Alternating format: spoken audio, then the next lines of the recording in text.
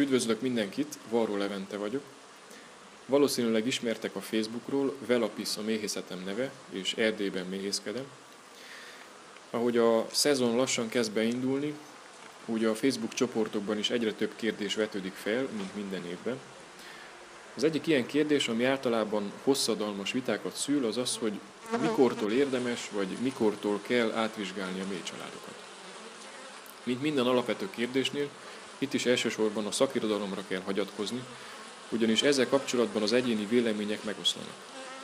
Az idén is olvastam olyan posztokat, hogy volt, aki már február közepén, február második felében átvizsgálta a családjait.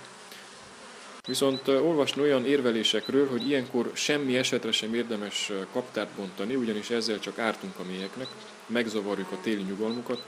Ezt valamikor március végén, április elején érdemes elvégezni.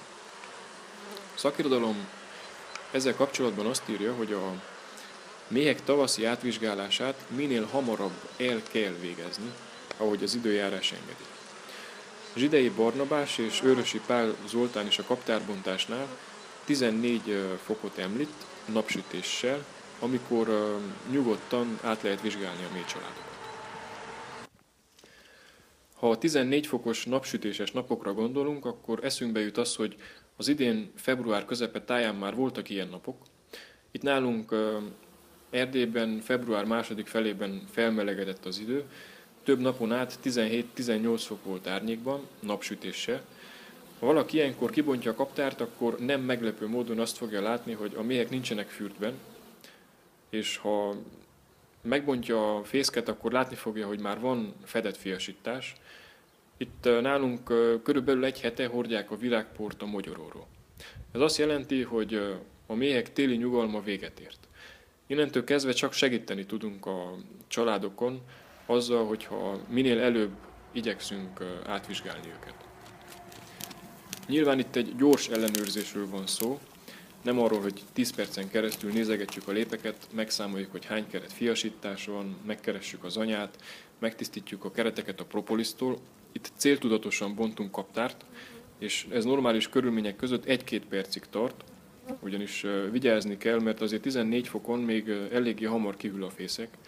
Arra vagyunk kíváncsiak, hogy van-e anya, megfelelő minőségű-e, illetve hogy mennyi méze van a családnak. Ehhez 2, maximum 3 keretet kell kivenni a kaptárból. A fedett fiasításból, illetve a szép zárt sorban lerakott petéről következtethetünk arra, hogy az anya jó minőségű. Felülről pedig látjuk azt, hogy milyen a mézkoszorú, és körülbelül mennyi méze van a családnak. Ilyenkor, ha szükséges, szűkíthetjük is a fészket. Ilyenkor az a legjobb, hogyha a méhek minden lépet takarnak, sokkal gyorsabban fejlődik a család, ha nincsenek benne fölösleges lépek. Én mindenkinek azt tanácsolom, aki most kezdi a méhészetet, hogy ne a Facebookon akarja megtanulni méhészkedni. Olvastam többször a Facebookon azt, hogy ha valaki szeretne méhész lenni, akkor álljon be inosnak 1-2 évig egy méhész mellé. Én ezzel nem értek egyet.